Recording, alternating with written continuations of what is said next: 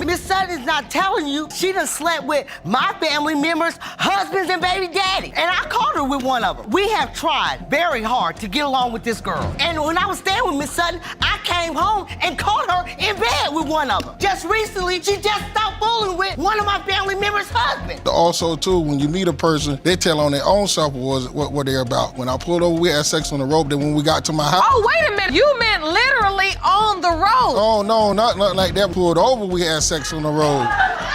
This whole thing starts wild and it doesn't slow down. Ms. Toure comes in swinging, calling Mr. Lacey an absentee dad and saying he's definitely the father of her son, Trevon. Get ready, because these two are about to take us on a very bumpy ride. Ms. Toure, you are in court to prove to your ex-boyfriend, Mr. Lacey, that is the biological father of your adult son, Trevon Lacey. You state that the defendant has been an father full of excuses, and you want it all to end today in court with the truth. The birth certificate has Mr. Lacey's name on it, but apparently it was typed in because he wasn't even there when Trevon was born. Ms. Toure admits she just gave the hospital his name. No big deal. And now he's the official dad on paper. Mr. Lacey is not buying it, though. Your Honor, I could not have signed the birth certificate. I was not, I was incarcerated at the time, Trevon. This birth certificate, child's name, Trevon Lacey's father's name, Larry Lacey, but it's typed in. Was he present at the birth? He was not present, no. You basically just gave them his name. I gave him his name because... And they typed it in? Yes. Here's where things really heat up with a courtroom he said, she said moment. Mr. Lacey says he got court papers about child support when Trevon was a baby, but he swears nobody ever offered him a DNA test.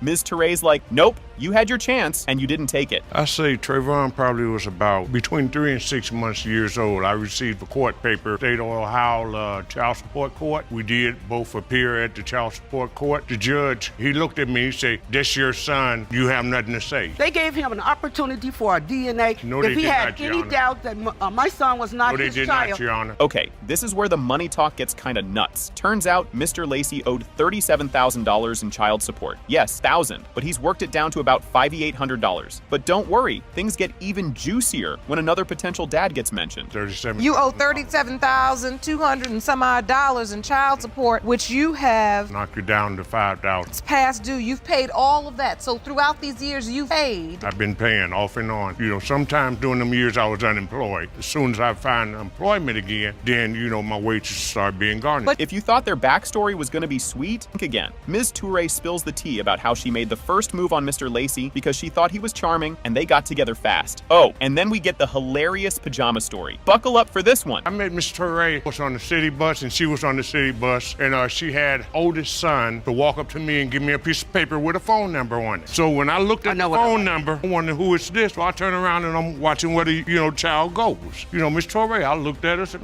nice looking young lady. You know, maybe we can get together. This pajama drama is straight out of a sitcom. Mr. Lacey says he came back from out of town, found another man at Ms. Toure's house wearing his pajamas, like top and bottom. Ms. Toure is laughing this off, saying the guy had his own clothes and they were just hanging out. I had to go out of town and take care of some family business for a week. When I came back into town, I knock on the door. I see my pajamas. Miss Toure has on the pajama top. That is not true to me. The gentleman has on the pajama bottom. Your pajamas. My pajamas. I didn't create no drama. I didn't fight. I didn't do anything. I turned around. I tell my cousin, I said, come on, let's go. So we left. Trevon's got the spotlight now, and things get real. He starts by praising his mom for raising 3 kids alone, but he also admits it hurt not having a dad around. He says he made some bad choices as a kid and wishes Mr. Lacey had been there to guide him. I want to start off by saying my mom, she was, an excellent mother.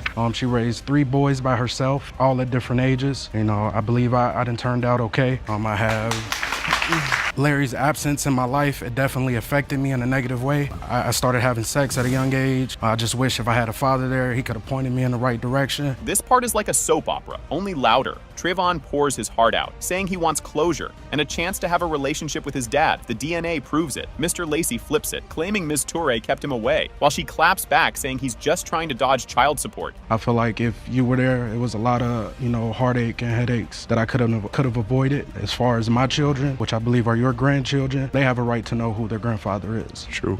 So I want to let you know that. I'm just ready to get these results so we can move forward in our lives. This part had everyone holding their breath or yelling at their screens. The DNA results are in, and guess what? It has been determined by Mr. Lacey. You are the father. Thank you, Your Honor. I told you.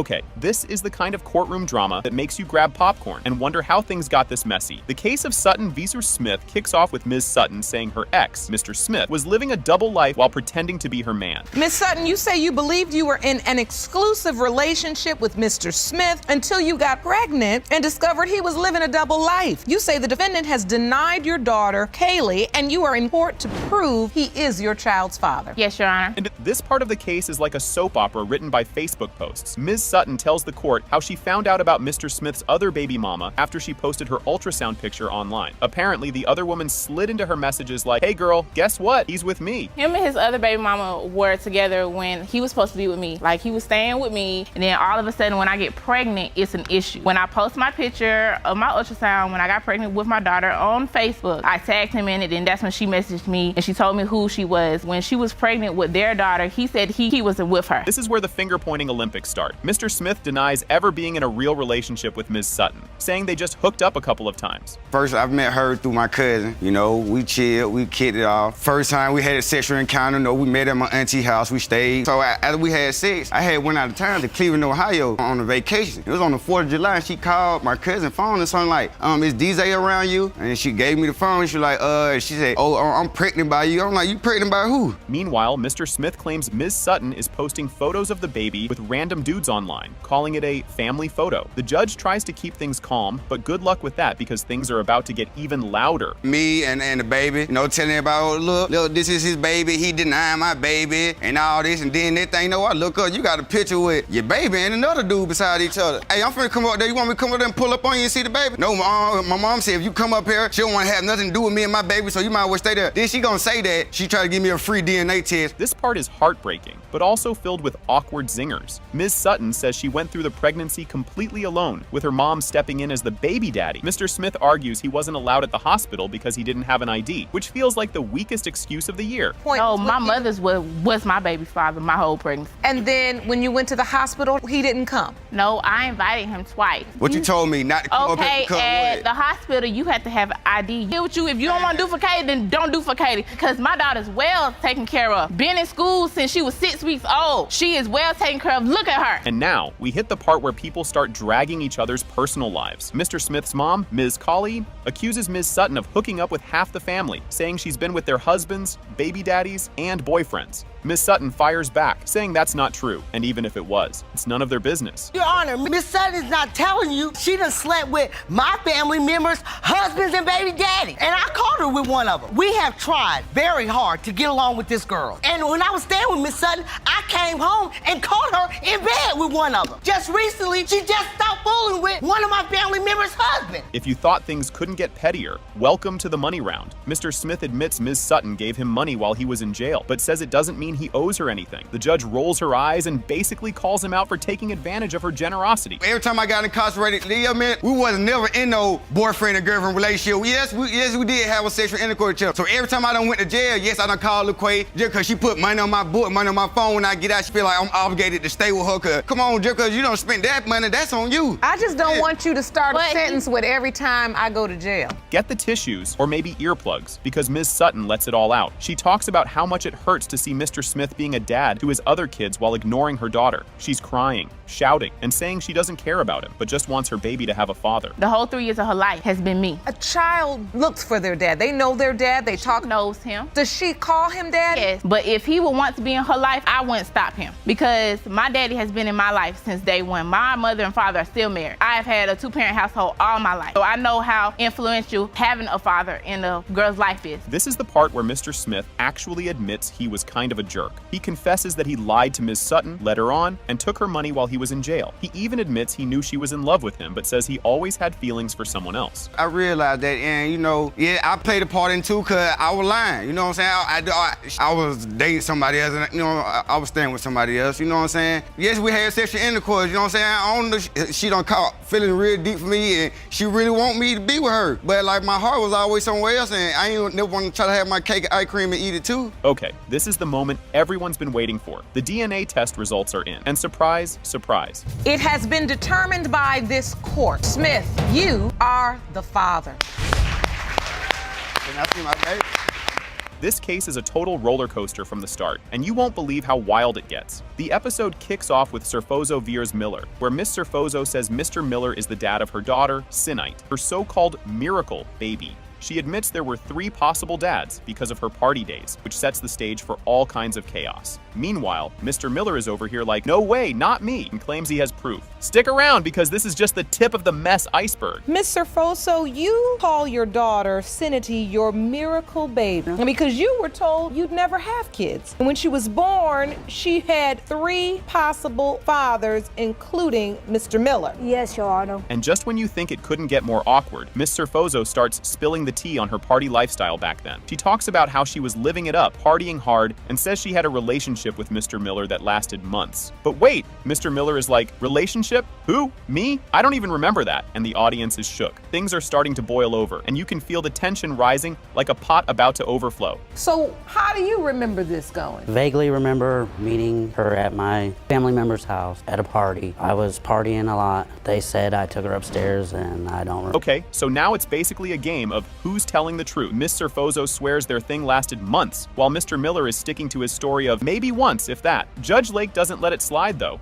reminding everyone that even one time could make him the dad. The room is so awkward you could cut the tension with a spoon, and you just know this DNA test is about to blow things wide open. A one-time benefit, or did they No, ma'am, it happened extend? multiple times throughout months. There's no possible way there was months. Well, how long were you with her? So you're saying you were with her once, maybe, and she's saying you were together for months. Just when you thought it was wild enough, here comes Miss Dreyer like a tornado, throwing accusations left and right. She says she found out about the baby from her ex, who also had a thing with Miss Serfozo. Yeah, it's messy. Then, Miss Dreyer straight up calls Miss Serfozo a liar and says she's all about drama, while Miss Serfozo is like, nah, I just want to know who the dad is. The back and forth gets so spicy that even the audience can't help but gasp. I was talking to my ex who had ended up with Mr. Fozo. And he says, well, you know, I'm here with Michael's baby. He was with her for like 2 months. Called you and said, I'm here with Michael's baby. Michael's baby. Said, did you know he's got a baby that's about 6 months old? And here's the plot twist. Mr. Miller pulls out some evidence to prove he wasn't even in town during the baby making time. He whips out a ticket from South Carolina and says, I wasn't even here. But Judge Lake does some quick math and goes, not so fast, buddy. This timeline doesn't totally add up. The more he insists, the more it feels like this mystery has more layers than a giant onion, and we're all dying to see how it peels back. You weren't even in town. No, ma'am. So how could it be you? That's right. So August, you gone. I was gone from that place before August. When was Sinity born? You're claiming you were not around during the window of conception. Yes, ma'am. Right when things get fiery, Miss Serfozo brings the mood down with a heartbreaking moment that'll hit you right in the feels. She talks about how tough it is being a single mom, how her daughter deserves to know who her dad is, and how much she struggled on her own. The audience claps as she says her miracle baby shouldn't have to pay for her mistakes. Just as you're wiping away a tear, you remember DNA results are coming, and things are about to get real. And I hate that I don't know who that is. And it kills me every day. I do apologize. I never thought I would be in this predicament, man. That is my miracle baby. And every day I thank God for where he is. So he could do a DNA test, but y'all found him. The courtroom is like a full-blown soap opera at this point, but Judge Lake keeps her cool and lays it all out. She shuts down the bickering and says the focus should be on the kid, not the drama. Miss Serfozo gets props for being brave and admitting to her past, but Judge Lake makes it clear this isn't about pointing fingers. It's about finding the truth for the baby. With the results in hand, courtroom is buzzing, and everyone is on the edge of their seats. 2 women are going back and forth Because and women back do and this. forth, Oh, women do that. arguing. You do it too. This told me this, you trying to do this, when the focus should be, where do we go from I'll here? step up to the plate. Jerome, I'll do what I can. in light of that, I think we're ready We for did the say results. together.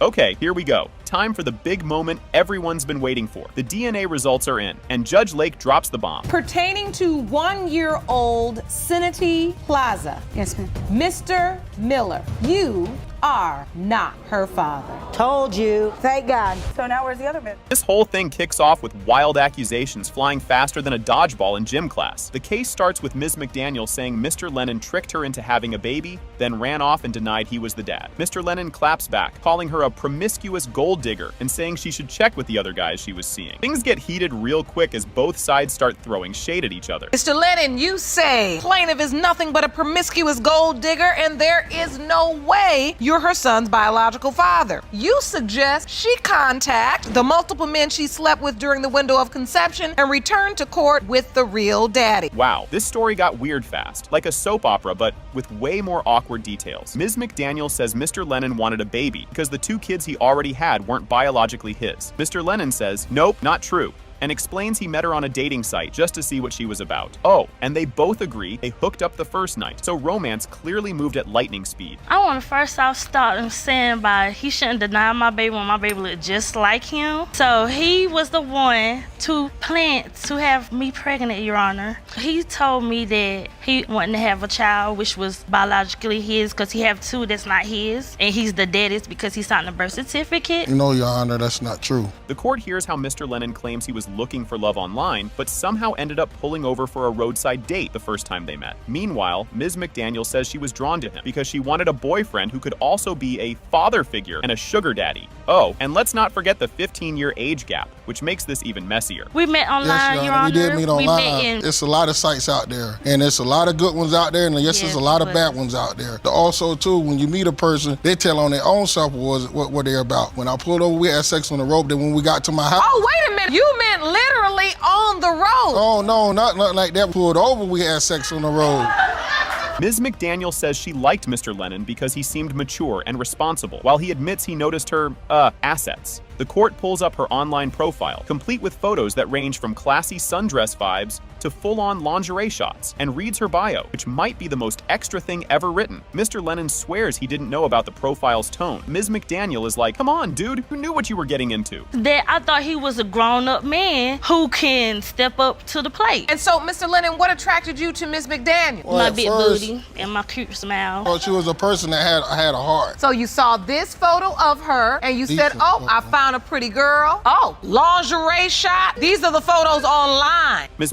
McDaniel says Mr. Lennon was all in at first, saying he loved her and wanted to be with her, but she also admits she asked him for money when things got tough. Mr. Lennon says he didn't sign up to be a human ATM, especially after being burned in past relationships where he wasn't the dad. The back and forth keeps getting louder, with neither of them backing down. At the first time, yes, I was falling for Maurice, but to the point that when I started asking Maurice for help, he didn't want to help me. What do you need help with? Money. I would ask Mr. Lennon for some money to get some food because I didn't want to go to the government for food stamps. Did you have a job? No, I didn't. So you basically wanted a man to take care of you. I basically wanted a father figure, so. Mr. Lennon opens up about 2 times he thought he was a dad, only to find out through blood tests that he wasn't, which is why he's so skeptical now. Ms. McDaniel's sister takes the stand to say she believes Mr. Lennon is the father and claims he promised to take care of both the baby and her sister. Of course, Mr. Lennon denies all of this, saying he never made such promises. I'm not denying. Yes, you are denying him. I told her about my past or what happened and how I was hurt 2 times off of a blood test. So you've had paternity issues in the past, yes, paternity Your Honor, situation, yes, and you Your say on 2 different occasions the child turned out not to be yours? That's his stupid but stuff. But you signed the birth certificate. certificate. No, I did not sign no birth certificate. Ms. McDaniel fires back at the cousin's claims, saying she only ever left the house to grab a cigarette and that she stayed loyal to Mr. Lennon. Things heat up even more when the court questions her sister and cousin about who was where and when. Meanwhile, Mr. Lennon keeps insisting that this whole situation doesn't add up. He goes to work every day about 4 o'clock in the morning. I live across the street, I smoke cigarettes, and I watch Miss McDaniels jump in and out of vehicles all while she was at our home and told the boy that she was pregnant. So my thing is this, if he's the baby father, the baby will get taken care of. But if it's not, then let Miss McDaniels go on about her business. Ms. McDaniel says she told Mr. Lennon about the baby's birth, but he made excuses not to come, claiming he didn't have gas money. She's furious, calling him out for avoiding responsibility while still creeping on her Instagram posts about the baby. Mr. Lennon says he stayed away because he didn't want to risk more heartbreak if the baby turned out not to be his. So now when you went to the hospital to give birth to,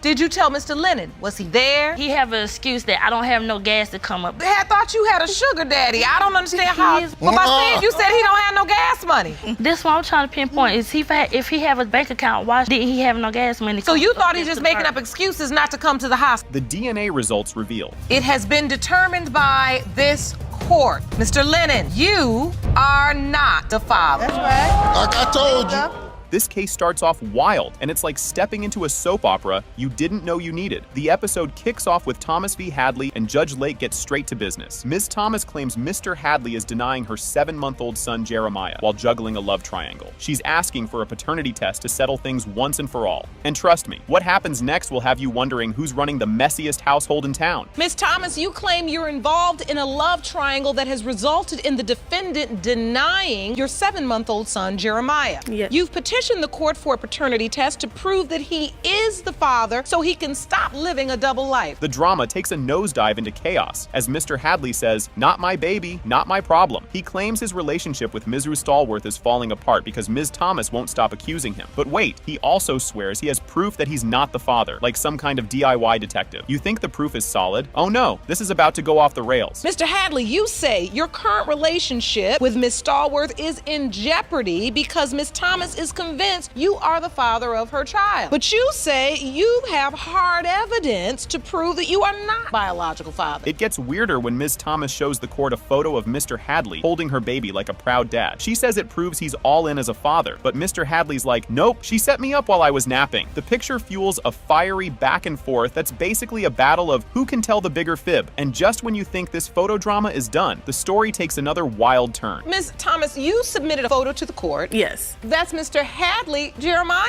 Yes. That's you, right, Mr.? Yeah, but I didn't fall asleep like that. Yes, he did. No. He was holding him. He's gonna wake up and not let So me what take are a you picture. saying? She placed the baby there? That's a exactly lie. And what took I'm the saying. picture? No, Your Honor. You think this can't get more dramatic? Oh, it can. Ms. Thomas spills the tea about her labor, saying Mr. Hadley was there for all 15 hours, playing coach and holding her hand. Mr. Hadley, meanwhile, says he only showed up because he felt pressured by her family. Now you're wondering, was he a caring dad-to-be or just someone trying to avoid a lecture? Let's just say the truth here is murkier than a swamp. He was there the whole time. He got picked up. He stayed for the whole 15-hour labor. He was there the whole time, coached me through my contractions, telling me I need to breathe, everything. There's a picture of me and him. He stayed there the rest of the day. To be honest, I felt a little pressured. He wasn't to, pressured. No one told him Who that. was putting pressure on you? Well, number one, her family member brought me to the hospital. And now, we're bringing calendars into this mess, as if the drama wasn't already messy enough. Ms. Thomas pulls out her trusty planner, saying the dates match up perfectly for Mr. Hadley to be the dad. Mr. Hadley claps back, saying she hooked up with someone else around the same time. This timeline is looking messier than your school desk on a Friday, but what comes next really takes the cake. I had sex on the 19th around 12 to 2 a.m. The doctor told me I conceived my son around the 22nd, which does put it in the I would be pregnant. And your doctor told you your conception date was the 22nd? Yes. So you believe from that calculation that he is your child's biological father? Yes. Oh, so you thought a DNA test would settle things. Not so fast. It was a home DNA test, and guess what? It came back inconclusive. Judge Lake straight up roasts them for trusting a test that tells you absolutely nothing. And let me tell you, the arguments only get juicier from here. Well, we also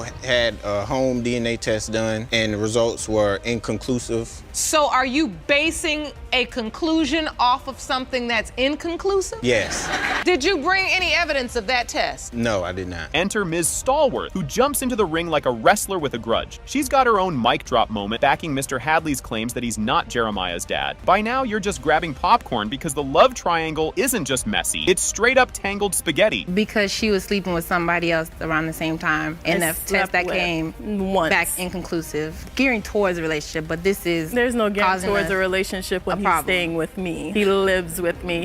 This is the longest since I moved. No. Wait a minute, you live with Miss Thomas? He lives with me. He does not. He lives with me. Ms. Stallworth delivers an ultimatum so dramatic it could be in a soap opera. If Mr. Hadley is the father, she's out. Meanwhile, Ms. Thomas drops another bomb, saying Mr. Hadley's been ping-ponging between her and Ms. Stallworth for ages. Oh, but the paternity results are coming, and they're about to flip this circus on its head. If in fact it's determined that he is Miss Thomas's son's biological father. No, Your Honor. You won't. I won't. Relationship you're working towards is on the line. Because if he's the father of her child, you don't want to be in a relationship with him. Mr. Hadley is the father of Miss Thomas's baby. Me and Mr. Hadley would just co-parent with our daughter. Nothing further. Boom! The DNA results are in, and guess what? It has been determined by this court. Mr. Hadley, you are not his father. Oh my God. All right, buckle up because this one's a roller coaster of what is even happening. Mr. Mason is back in court for round 2, and he's still trying to figure out if baby Ace is his. The judge reminds us that last time, he proved he wasn't the dad of Ms. Malone's first kid. Mr. Mason, you previously appeared in court when you proved that the defendant's 1-year-old daughter was not your child. You are now here questioning the paternity of the defendant's 5-month-old son, Ace, which stated you are the father. Here's where things get even weirder. Mr. Mason is out here doubting science like it's some random internet poll. He says there's no way you can figure out who a dad is before the baby's even born, especially with just a swab from the mom. I'm here for the second time, Your Honor, because I feel that Ace is not my child. I feel like that it's impossible to get a DNA for a child that's unborn just from a swab of the mother. I guess that's the only way I'm still acting the way I am toward him. This is where things really take a left turn. Mr. Mason decides to drag Ms. Malone's fiance, Mr. Haynes, into the drama. He's convinced Mr. Haynes is the real dad because Ms. Malone hands Ace to him and says, "Go to your daddy." Ms. Malone claps back, basically saying, well, someone had to step up since you didn't. Every time I held Ace, it's like all he did was just cry, and there was just no connection. That's what a baby does. They cry when they first born. There was just no connection. Even when I look at Ace, I don't see me. Now he think Mr. Haynes, my fiance, is the dad of Ace. You thought it couldn't get wilder? Wrong. Mr. Mason tells the court Ms. Malone yanked his name off the birth certificate and put Mr. Haynes' name on instead. Ms. Malone says she did it because Mr. Mason wasn't acting like a dad. Ouch. This whole argument is like a soap opera with legal documents. Because if that was the case, Your Honor, when I was in the hospital when she gave birth, she had put my name on the birth certificate. Removed my name off the birth certificate just to put Mr. Reason Haynes' of that name being on the birth certificate. She took your name off the birth certificate? Yes, Your Honor. Ace's The same birth day after I left out of the hospital, after she had already put my name on the birth Your certificate. Honor. Grab some tissues because Ms. Malone goes full emotional here. She cries as she talks about how Mr. Mason keeps dragging up their messy past and ignoring Ace. She's like, dude, I admitted my mistakes. Why can't you just focus on being a dad? The judge tries to keep things moving, but you can feel the tension in the room. And why does it upset you so much? He's still dwelling on the past. I know what I did. I confessed up to that. I owned up to it. And he's still the past in. He just needs to own up, be a father to Ace, be in his life. She has not lately gave me the chance at Hold all. on, Chance. He never She's picked up never Ace when gave he me ever the came, chance. whenever he came Whenever over. he came and Whenever he visited. came. Oh boy, now we're on to the cheating part of the story, and it's a doozy. Ms. Malone accuses Mr. Mason of stepping out on her with another woman while she was pregnant. He denies it, saying she's got it all wrong, and he was just talking to a friend, because yeah, that always ends well. The judge points out that neither of them seems to trust the other, which is like the understatement of the century. Me and Miss Malone, we had went our separate ways. You did? And yes, Your Honor, because when we back, and when he we went cheated. our separate ways, After agreed that we was not going to dwell on the past, he still did it anyway. I'm I starting didn't necessarily to. cheat. What was it? I didn't cheat. I didn't cheat at all. He left for another woman. I didn't leave her at all. And here comes the science guy. The judge calls Dr. Baird, a DNA expert, to explain how prenatal testing works, because apparently Mr. Mason needs a biology lesson. Dr. Baird breaks it down super simply. They take a blood sample from the mom, find baby DNA in it, and compare it to the dad's DNA. Mr. Mason's whole "the test is fake" argument crumbles in about 10 seconds. How a prenatal test is performed. The non-invasive prenatal paternity test is performed using a blood sample from the pregnant mother. In her blood sample, there is DNA from fetus that she carried. We then take a look at the DNA from the fetal sample present to an alleged father, to see whether or not he is or is not the biological father of that. Okay, here we go, the moment we've all been waiting for. It has been determined by this court. Mr. Mason, you are the father. Again. Your Honor, my sister passed away, and instead of this man right here taking care of me, he started to fight and left. He wasn't there. The other man is the one who was texting my phone saying, "Are you okay?" Why was you texting your phone? How you have your phone number? Why weren't you taking care of me? We was arguing all the time through that time. Exactly. I traveled to Los Angeles back in '81, and I ran into a relative. This individual told me that their relative had my son. I got the information and I called Mrs. Lewis. Do we need to talk about something? And she said, no. I said, what about your son? What's going on there? Our ex-wife? She said, his dad is dead.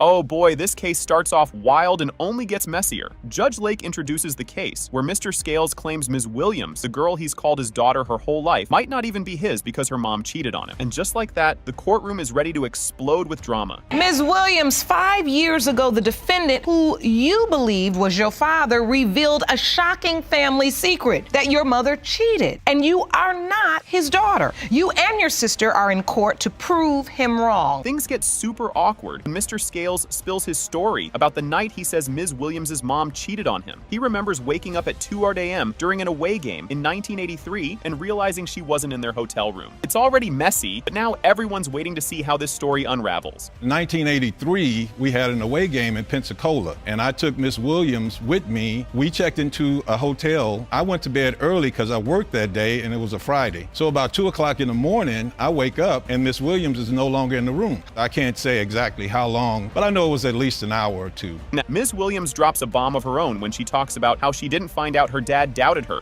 until she was 27. Imagine going through your whole life thinking you know who your dad is, and then boom, plot twist. Everyone's leaning in, waiting for her dad's big excuse. I was 27 at the time. When I spoke with my mom, she had the fact that he was questioning paternity of me. He told me that there were some events that he didn't really feel the need to discuss with me at the time, that it was a discussion that she wasn't supposed to share with me. I spoke with my mom about it later, and she gave me more details, what actually had occurred. Mr. Scales says he kept the paternity doubts to himself to give Ms. Williams a gift, a childhood without confusion. Honestly, that sounds like the weirdest gift ever. The audience is clearly ready for Ms. Williams to fire back. Didn't say anything is because I wanted to give this child a gift and question who her father was. Well, that wasn't fair for me to have to question that at 27 years old. I'm your parent, I'm not your friend, and I have responsibilities and duties. I wanted to tell you at 27 because it's important for medical reasons, for moral reasons. And here's where things get bananas. Ms. Williams shows her birth certificate and Mr. Scales' name is right there. But guess what? He straight up says, "That's not my signature." The crowd is buzzing now, and everyone's ready to see where this goes next. I've never signed your birth certificate, Elisa. You're listed as father. I could be listed as father, but I never signed it. I could be this child's father, but I might not be. That's correct. Everything in me feels like I'm his daughter. I feel that I look like him. How was it presented to you specifically? Really? Judge Lake tries to calm the chaos and explain why it's hard to know the right time to drop news like this. But seriously, 27 years feels like way too late to bring it up. Just as the tension dies down, we hear more about Mr. Scales' real reasons. Be clear, I completely and wholeheartedly empathize and understand both of you are saying. I cannot fathom being 27 years old, and the 20s are hard, girl. Just a tough time for young women. And that's the time that he chose to bring it up. And get this, Mr. Scales admits he never told Ms. Williams' mom he doubted her paternity because he didn't want to start drama. Yeah, sure, keeping secrets always works, right? Judge decides it's time to bring the mom into this mess. I wasn't clear because I didn't want to cause any commotion or dissension. I wanted everything to go as if it was normal. I was born at this time. It was never normal. There was always some tension about something. Okay, the mom shows up and immediately starts throwing shade, calling Mr. Scales a liar. Then she admits, oh yeah, there was an affair, but it happened after the night he's talking about.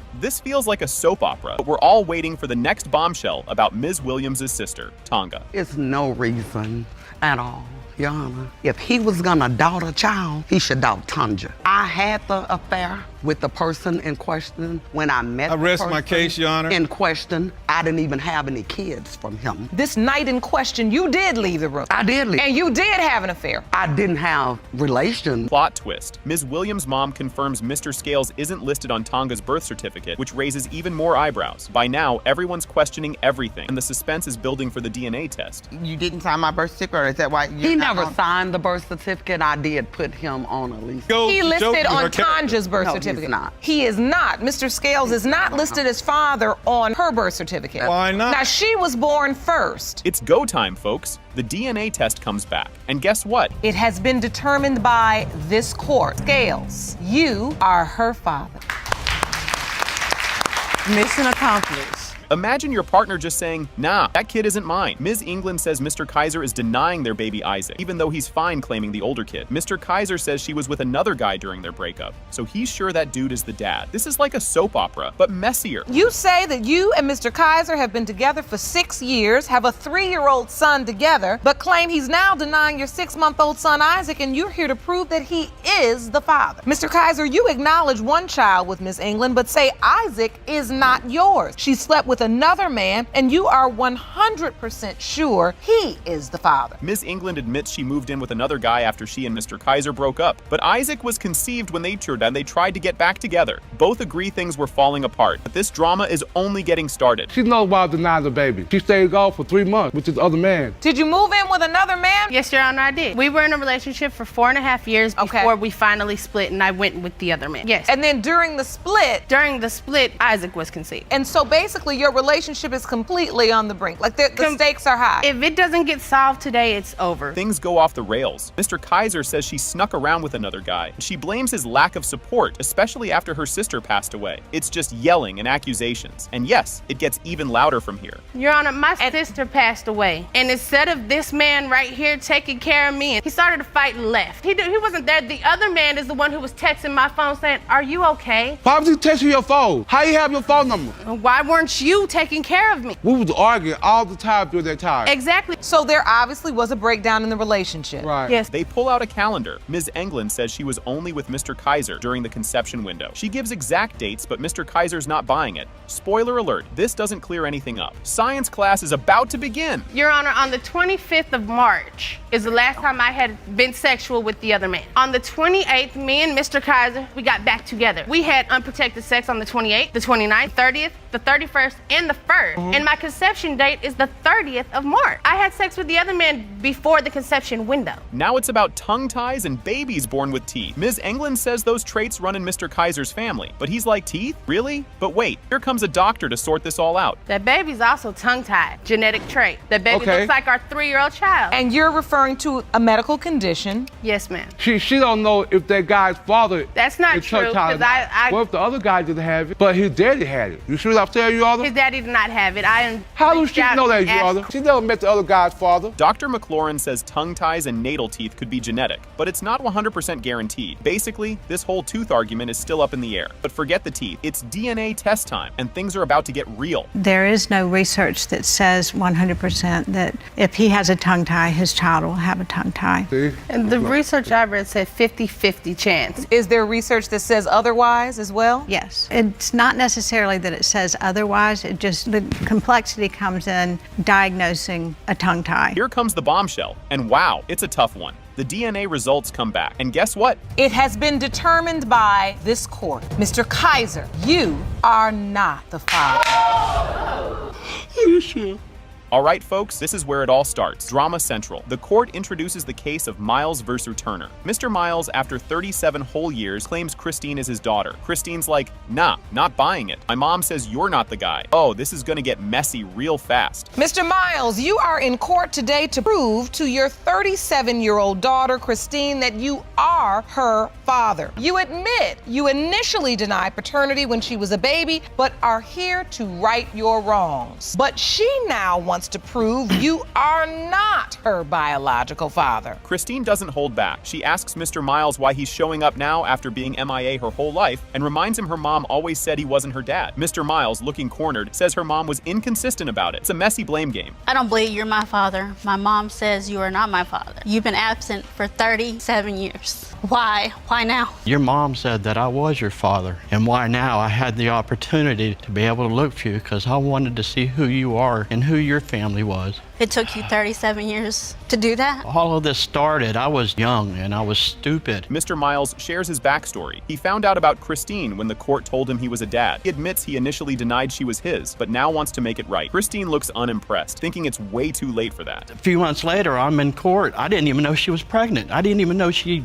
had a baby until I got summons to go to court. Are you the father? And at that time, your mom was not just sleeping with me, she was with other guys. They asked your mom, and she said, yeah, he's the father. In about 15 minutes of a court session, I was named the father. At the time, I didn't believe it. Christine opens up about her tough childhood without a dad, trouble at school, foster care, everything. She's strong now, but asks Mr. Miles why he's here. His answer isn't very convincing. I was really bad as a student. I got in a lot of trouble. I went to foster care 4 years. I went through lots of therapy to forget all this, and I'm back today.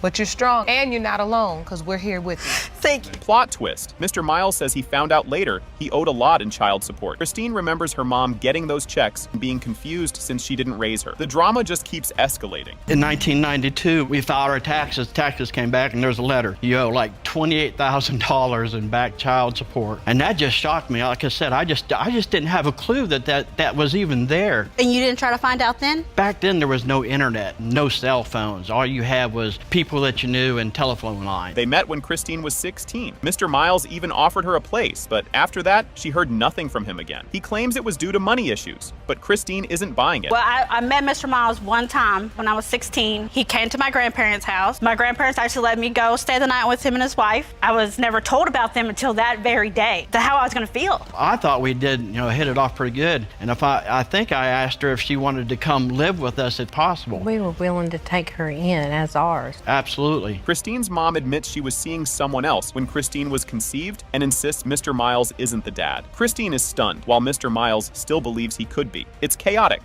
and Christine wants answers. I met Rick at a bar, and our relationship was not too serious and short term. Shortly after Rick and I split, I started seeing another man, and I became pregnant soon after. Time I conceived Christine. She had to be conceived around May 1979. I wasn't with Rick. All right, the moment of truth is here, and it's intense. The DNA results are in, and guess what? It has been determined by this court. Jemile, you are not the father. I'm very sorry. All right, buckle up, because this story is about to get completely bananas. Judge introduces the case of Lewis versus McAllister. Mr. Lewis says he's sure Mr. McAllister is his dad, and they're here to finally solve a 44-year-old mystery. What happens next? Oh, it's wild. Mr. Lewis, you say you've always known the defendant is your father, and say his paternity denials are mere excuses as to why he was not there for you. You hope today's results put an end to this 44-year-old mystery. Seriously, this story is already giving soap opera vibes. Mr. McAllister says he's got his doubts because he's heard so many different stories about who the dad is, and he really wants to know the truth today. Next up, let's dig into the backstory of these two. Mr. McAllister, you claim that years of doubt have given you reason to believe that you are not father, but you may know who is. You are ready to prove your case today. Imagine being told who your dad is after years of not knowing. Yeah, it's that kind of emotional roller coaster. Mr. Lewis explains how his mom gave him a picture of Mr. McAllister and told him he was his father, but this only happened way later in life. And trust me, Mr. McAllister's side of things is even more of a head scratcher. Well, my mom, it was because the type of woman she was, she didn't want to allow the turmoil from that, a fear, interfere with my life. But as a woman, we had to move on. She let me know who he was as a father. She had a picture of him, So was this some defining moment in your life when your mother said to you, I want to tell you who your father was, or was this always just... No, it was clear, yeah, when I found out, yeah. Okay, now this is where things get really messy. Mr. McAllister says he heard all kinds of stories, like 4 different versions, about who the dad was, including one where the guy was dead. Spoiler, the drama is just warming up. I traveled to Los Angeles back in '81, and I ran into a relative. This individual told me that their relative had my son. I got the information and I called Mrs. Lewis. Do we need to talk about something? And she said, no. I said, what about your son? What's going on there? Our ex-wife? She said, his dad is dead. This part sounds like a game of telephone gone wrong. Mr. McAllister shares how he heard rumors that the father might be his cousin Michael, or some random guy, or someone else entirely. It's basically a paternity whodunit. But hang on, here's the kicker. Mr. Lewis's middle name is Michael. Yep. I also heard that it could have been my first cousin, Michael.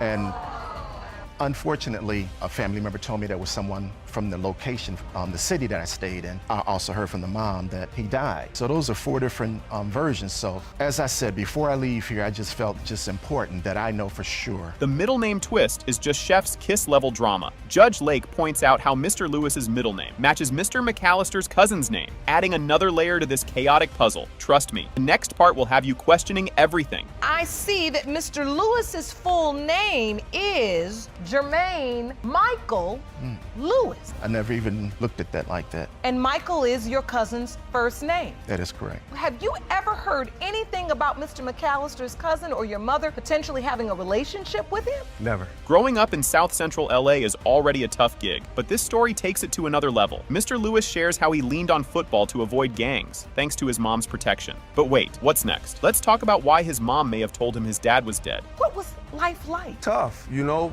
I mean, growing up, I gravitated to football because there were opportunities to get into gangs being in South Central Los Angeles. My mother, she protected me because when she told him, and I'm not sure if she did say that, but I can see my mother, if she did say he was dead, it was to protect me because we had already moved. Mr. McAllister suddenly popping back into Mr. Lewis's life is the definition of awkward timing. He says he tried to reconnect when Mr. Lewis was 16, even though he wasn't sure he was the dad. Mr. Lewis's reaction? Oh, it's a mix of, okay, and seriously, dude? When I finally found out about that there was a possibility here, I reached out to him and I told him I was gonna be coming to Los Angeles and I would like to meet him. Me and my ex-wife was going on vacation. And How old was Jermaine then? He was 16 at the time. And we met and everything. And, you know, I just wanted to get to know him. I wanted him to get to know me. The timing of Mr. McAllister's reappearance is, let's say, super convenient. Mr. Lewis was doing great in football and had scholarships lined up, so he felt like Mr. McAllister only showed up because of his success. The next bit dives into what it was like when Mr. McAllister tried to patch things up. It was bittersweet because I totally felt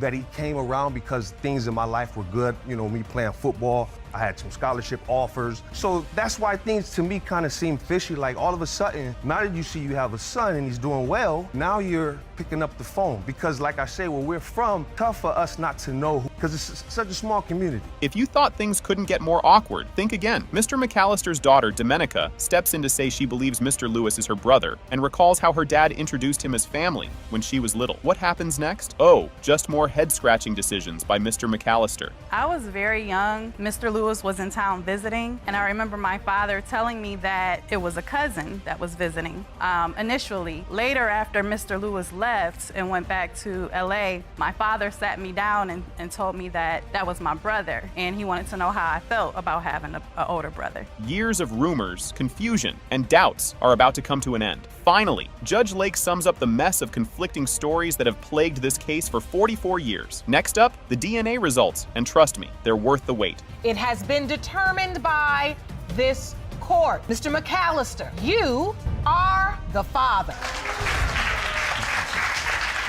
Wow, right off the bat, you know this is going to be a wild ride. The case of Walker versus DeVost kicks off with Mr. Walker claiming he's the dad of baby Kaimani. Ms. DeVost, though, casually drops the bomb that he's not. Oh, and she also admits she let him believe this for a whole year. Buckle up because this mess is just getting started and the drama is about to go full speed. Mr. Walker, you claim the defendant led you to believe you fathered her son, Kamani, for an entire year, but just 6 months ago told you you are not father and refuses to let you see him. You are here to prove that Kamani is your biological son. Mr. Walker and Ms. DeVost met in foster care and got close, but weren't officially dating. She told him he was the dad, but there was another guy. And just like that, chaos begins. We met when we was in foster care. We was like this group home setting for older youth to live on their own independently. We met there, we became friends, and then I came back. Somehow we got back in contact. I was like over his house every day. It was like a getaway. We wasn't in a relationship, but it was a situation like we was together. Ms. DeVost admits to being with someone else when Kaimani was conceived. Mr. Walker had no idea, even though he was working 2 jobs to prepare for the baby. The mess just keeps piling up. When I find out that she's pregnant, I really just start to prepare myself mentally, and I also was just looking for work. I had 2 jobs at the time. I was just really trying to just prepare myself for everything. So I know what it means to have a child. I didn't really have a dad growing up, and I grew up in the system, and I don't know. I like babies. Mr. Walker thought he was starting a family, signing the birth certificate and giving his all. Ms. DeVost, meanwhile, kept her doubts because she feared being alone, and what she admits next, even more shocking. I actually have the birth certificate that I signed when he was first born. I'd like to see that. And so you were there. Yes, she Your told you it was your child and you lived up to what you were supposed to do. This is the birth certificate for Kimani Dominique DeVos Walker. He has your last name and you are listed as father, willingly and voluntarily. Yes, Your Honor. Ms. DeVost admits she felt bad for lying, but let Mr. Walker stay because he was doing all the right things. The judge is unimpressed, giving her a side eye, and somehow it gets even wilder. I didn't want to hurt him. Like, I already felt like I regret telling him, letting him go through with it, because when I looked at my son, when he was, after I got through my surgery and everything, I thought he seen my son before I did. Can't turn back now, not to tell him that he's not the father. He been there the whole pregnancy, he was there, so I'm like, it's too late, it felt. Mr. Walker shows text where Ms. DeVost tells him he's not the dad, even saying, "You ruined your own life." The judge calls her out, and then things get even messier when the other guy is mentioned. So it says, you say you kicked me out with damn near no place to go. You wasn't thinking about our son or anything. He's not your son. So as long as I'm on the birth certificate, I'm not going anywhere. You ruined my whole life. You're not his father. You ruined your own life. You cold-blooded. Ms. DeVost says the baby looks like the other guy, who sometimes FaceTimes but isn't around. Mr. Walker sits there crushed, and the DNA results are coming up next. Buckle up for the final twist. Did you ever do a paternity test with the other man? No. So how are you certain he's the child's biological father? He looks just like him. They got family members that look identical too, so. You still allowed Mr. Walker to believe for the first 8 months of Kimani's life he was the child's biological father? Yes. And here's the moment that leaves everyone's jaw on the floor. It has been determined by this court. Mr. Walker, you are not the father. I'm sorry. Two guys think they're the dad of the same baby. Judge Lake takes on the case of Murray versus Gerald Donaldson, with Mr. Murray and Mr. Donaldson both claiming to be 18-month-old Anaya's father. Ms. Harris admits she was with both guys. It's messy, and it's about to get even messier. There are 2 men in court today claiming to have fathered your 18-month-old daughter, Anaya, your current boyfriend, the plaintiff, Mr. Murray, and the defendant, your ex-boyfriend, Mr. Donaldson. They are both in court today to prove paternity. Ms. Harris says Mr. Donaldson dumped her after she got pregnant, telling her, "Actually, I like someone else." He even thought she faked the pregnancy to keep him around. Awkward enough already, but Mr. Donaldson's side of the story just makes it worse. From my understanding, we was dating, but then when I got pregnant, he told me he had feelings for another girl. He told me that he didn't want to be with me, so I was basically alone during my pregnancy. He was there during the baby shower, and he came to the hospital with his mom when I had her. You're in a relationship. You all a boyfriend and girlfriend? Yeah, we were. Mr. Donaldson didn't believe her, so he brought over a pregnancy test like it was a science experiment. He didn't believe it until her belly grew, and he eventually showed up at the hospital. Just as he seems to be stepping up, his mom has her own version of events. How long did this relationship last between you and Mr. Donaldson? It was like a couple months. It wasn't that long. At some point, he did accept that the baby was his? He had to when he seen that my belly was big. Because you saying at first he didn't even believe it, so then when your stomach started growing. No, he brought me a pregnancy test. So you brought her a pregnancy test and said, prove it. Mr. Donaldson's mom, Ms. Gerald, didn't find out about the pregnancy until 5 months in. She accepted her son as the dad, but family whispers started saying the baby looked like Mr. Murray instead. And just as things heat up, Mr. Murray brings his own twist to the story. I did not find out about it until she was about 5 months, maybe. When he told me about it, I accepted that he was. That's what Chastity stated, that he was the dad. At what point, Mr. Donaldson, did you say, Mom, I have something I have to tell you? I didn't even tell her, honestly. I told my father, and my father told her. Mr. Murray found out he might be the dad because Mr. Donaldson randomly DM'd him on Facebook. Turns out Mr. Murray and Ms. Harris had a fling, and they can't agree on whether they used protection. It's a soap opera with more receipts and a messier timeline. Why do you believe you could be the biological father of this child? One day I was on Facebook and I got a message with Jalen. He told me that the baby could possibly be mine. Telling you that the baby could possibly be yours? Yeah, I need to get a DNA test. You sent him that message, Mr. Donaldson? I'm not gonna say yes, I'm not gonna say no. I don't recall. Ms. Harris admits she was with both guys around the same time. She insists Mr. Murray used protection protection, but he disagrees. And then Mr. Murray casually mentions an unprotected threesome in December. Now the court has to sort out this web of dates to figure out the truth. Because during that time, he used protection. And from the time that he's talking about he could be her father is from a time in December. The time that you had sex without protection was in December. Yes. It wasn't during the window of conception. No. Date of conception was around February the 10th. Anaya was born on October 21st. Yes. Despite the chaos, Mr. Murray stepped up, being there for Anaya since she was 3 months old. Both sides argue the baby looks like their guy, but the resemblance game is far from over. DNA results are just around the corner, and no one's ready for what's next. Who's in her life as father? Who does she bond with as a father? Mr. Murray. She looks to him like he's her father because he's been there ever since she was 3 months. At that point in time, she was in like a down position, so I just took her in. Like, I take care of both of y'all. Both families insist she looks just like him, but with pictures of both guys shown in court, even the judge says they're guessing. The moment of truth is coming, and trust me, it's going to be a shocker. You believe Anaya looks like your grandchild, like your son's baby. And that's a picture of Mr. Murray on the left and Anaya on the right. Why are you smiling like that, Mr. Donaldson? Because that's a real, they do look alike. Like that. You can't even lie. They look alike. Was a baby picture of Mr. Donaldson. Okay, here it is. Time to finally get some answers, right? Wrong. It has been determined by this court. Mr. Murray, you are not the father. Miss Harris? When I said you go across that aisle and hug your daughter, the first thing you did was look at your wife for permission. I didn't miss that. Amen by that. And I want to make sure we're clear if no one's let you know. You don't need permission to love your child. Amen.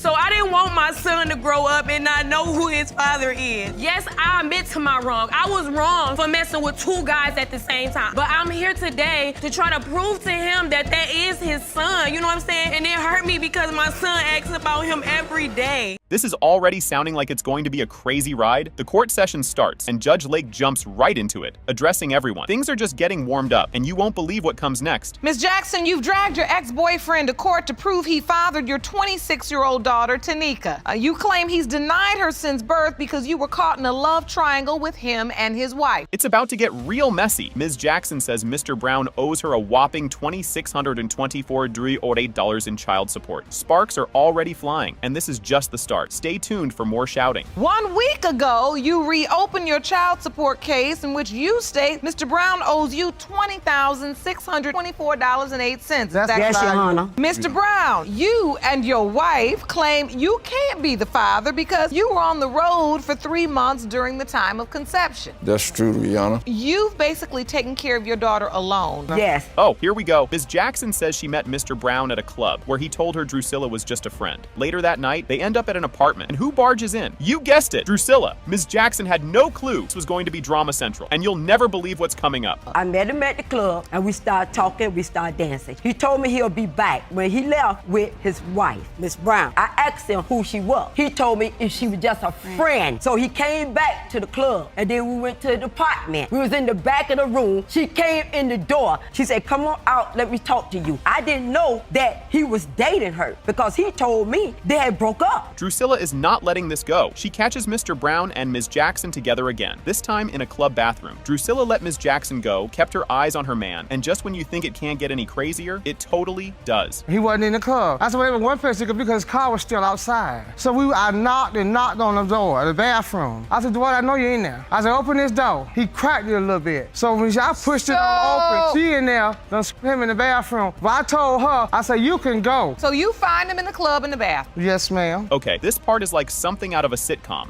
Drusilla comes home and hears noises coming from her closet. You can just feel Drusilla's frustration as she realizes Mr. Brown is still fooling around. And if you thought this was wild, there's a lot more coming. When I got to my apartment, I unlocked the door with the key. So at that point, I heard my closet door slide open. When I got inside, I went right to the closet, opened the door. She standing up there naked, had my man in my house. So even, he kept fooling around with her, like you say, going back and forth. So you knew that he kept an affair going with her? Yeah, off and going on, yes. Mr. Brown finally admits he's been with both women at the same time, unprotected, but he's also throwing shade, saying he saw Ms. Jackson with another man, so he doubts he's the dad. This love triangle is a total mess, and it just keeps getting messier as they go deeper into the story. Were you sleeping with both of them without protection? Yes. So why do you deny that Tanika is your daughter if you know you've been with this woman over a span of time? I've seen too many things happen.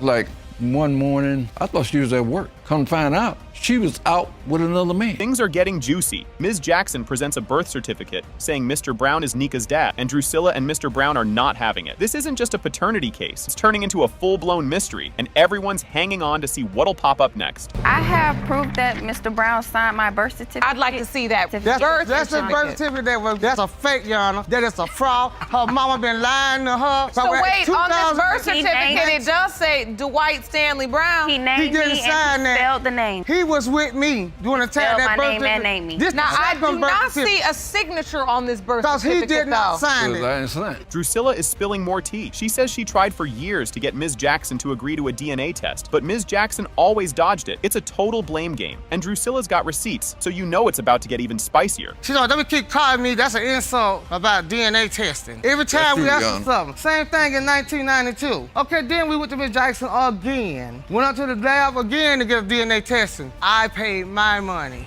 My husband didn't pay child support. I did. I took care of her. That's true. This story is so dramatic. Judge Lake points out the irony in Drusilla's complaints, saying, "It's the same lady in your closet." Drusilla tries to act like the problem is solved, but Judge Lake reminds her they're here to see if Mr. Brown is really Tanika's dad. Hold on tight because the moment of truth is about to drop. It's the same lady that's in your closet, same lady that's behind the bathroom door. Yeah.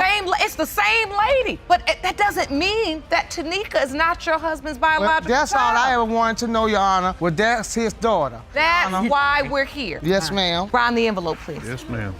This is it, the big reveal. Judge Lake opens the DNA results, and yes, Mr. Brown is confirmed to be Tanika's dad. Emotions are flying everywhere, but don't leave yet. There's still one more twist. It has been determined by this court. Mr. Brown, you are her father. Jesus.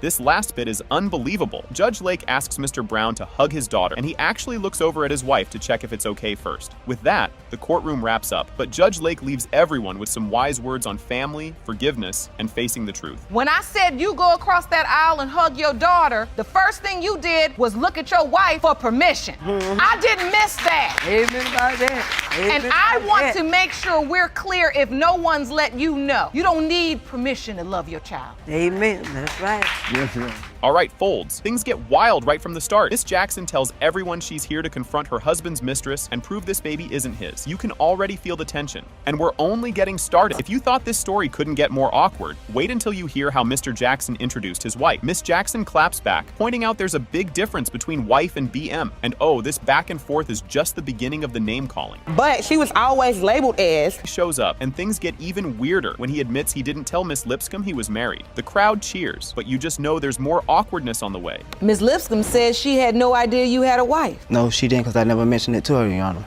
So that part of her statement is true. Surprising us, she says she spent nearly $900 on stuff for the baby, even though she doubts the baby is her husband's. This kindness is something, but don't worry, things are still a total mess. Not only have we had conversations, before I didn't deny the child, I went and bought over $900 and some worth of stuff for her baby.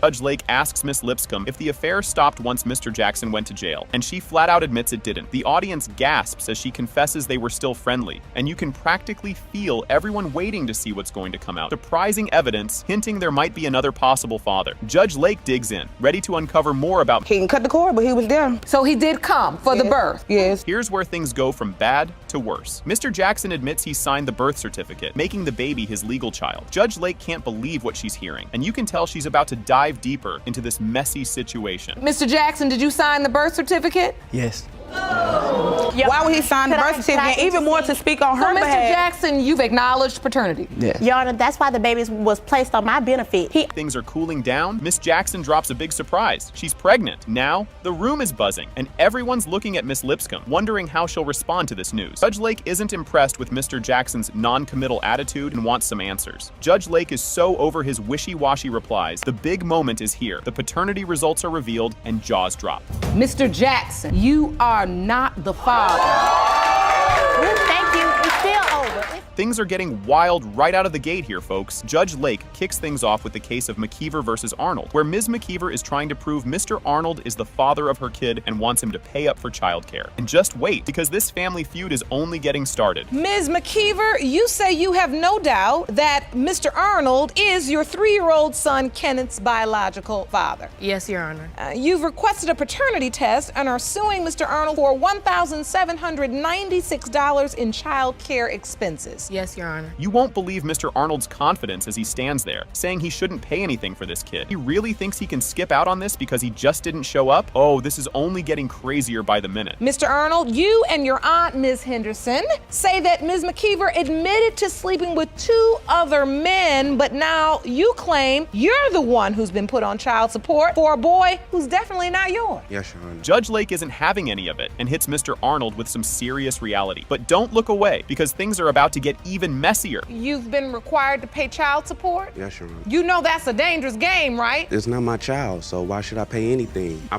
got put on child support because of not showing up to a DNA test. Oh, you were named. This happens in this courtroom way too much. Young men in your position, you come to court and Your Honor, this is not my child, Your Honor. And then when I asked, did you have an opportunity to take a DNA test? And here's a plot twist. Ms. McKeever's sister, Ms. Cox, steps up and says she's been paying for all kinds of things for the kid because Mr. Arnold hasn't paid a dime. She's ready to spill some tea, and it's only adding fuel to the family drama. And you've been helping out. Yes, ma'am, I have. Paying for expenses. Haircuts, shoes, clothes, milk, anything that little boy needs. If she calls me, he have it, you know. With the understanding that she's responsible for paying you back this month. And that is, yes. Get ready for a bombshell. Mr. Arnold's aunt, Ms. Henderson, says there's a mystery guy that might be the real father, not her nephew. This whole maybe another dad twist really shakes things up, but the tea is still brewing. Everything is not being said. There was another young man involved who was supposed to be these kids' dad. 2 years, now all of a sudden, my nephew is being blamed for these kids. Because if they was, why would you name another man saying that they was the dad? Who is this young man? Do you know? I don't know him personally. Who is this other young man, Ms. McKeever? The other young man that I was with, he ended up going away. Ms. McKeever dives into the timeline of her romantic encounters, and let's just say it's complicated. Judge Lake looks like she's about to need a flow chart to keep up with this one. Pretty much you were with Mr. Arnold, having sex with him unprotected the whole month of December. But when you got pregnant, your doctor told you that the window of conception was about 24th of December to the 31st. Yes. You say you were intimate with the other guy. December 26th. December 26th. And now for a plot twist straight out of a soap opera. Ms. McKeever reveals that she already did a DNA test with this other guy, and it came back negative, so he's not the dad. No DNA evidence? This drama isn't done just yet. The other guy that I was intimate with, he decided to get the DNA test. It was not my decision, it was his. I had a DNA test done, and the DNA test came back. It said 0%. So what I did was... Do you have any evidence of that test? No, I don't have the evidence with me. And she wouldn't let us get a copy, and she wouldn't let us take a picture of it so we could have some evidence. Things get real emotional as Ms. McKeever explains her past, revealing she grew up without a father and doesn't want that for her son. She's pouring her heart out, and Judge Lake listens carefully, ready to bring everyone back to the main point. I had no father at all. So I didn't want my son to grow up and not know who his father is. So it hurt me a lot for his family to sit up here and try to make me out as a bad person. Yes, I admit to my wrong. I was wrong for messing with 2 guys at the same time. But I'm here today to try to prove to him that that is his his son, you know what I'm saying? And it hurt me because my son asks about him every day. Judge Lake delivers a serious pep talk to Mr. Arnold, telling him he needs to take responsibility and make his own choices. The clock is ticking, and it's clear Mr. Arnold needs to get it together before it's too late. So now you're here. Even if it's determined that you're not this child's biological father today, that does not change the legal issue you're faced with, is that you have been named this child's father by default for failure to show up. And then go from there, and there's no guarantee. Do you understand this? Yes, Your Honor. Here we go, the big moment everyone's been waiting for. It has been determined by this court. Mr. Arnold, you are his father.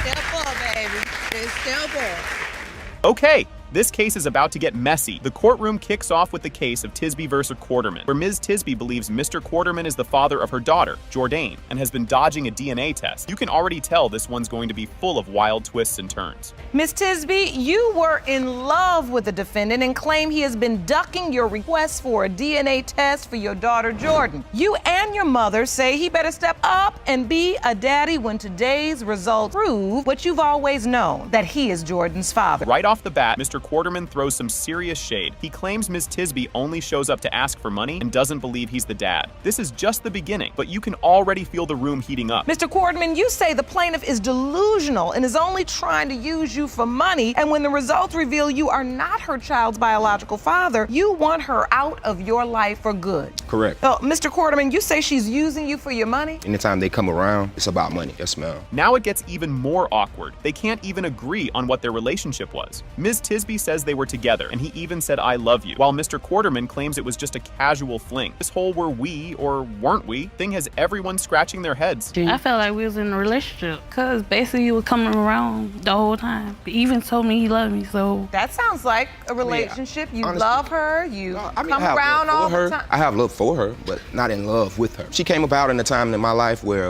you know what I'm saying, I was kind of down and out, and me and her both was helping each other. The baby situation came about, you know, and I told her from the beginning since it was another guy. And then, boom! Ms. Tisby's mom takes the stand and makes things way more dramatic. Just when you think it's all cleared up, a new twist jumps in. So wait a minute, you'd pick him up and bring him over to your house? I bring it to him. We stayed next door to each other. We had a two-stair house. She stayed on one side of the house, and I had my own house. But at night, he creep at night, and sometimes I seen him sometimes in the daytime, but he basically was staying there at night. Things get real emotional as Ms. Tisby talks about Jordan's birth and some truly heartbreaking stuff. Emotions are running high, and it's clear this story has layers on top of layers. When Jordan was born, Mr. Quarterman was there or not there? No, he wasn't. When I was pregnant, I told him everything. He came when I was pregnant, holding my stomach and everything, doing all that. But now she's not yours. Tell me about the birth. On the 16th of April, I had her. On the 17th, they told me to come in the hospital because my little girl passed away.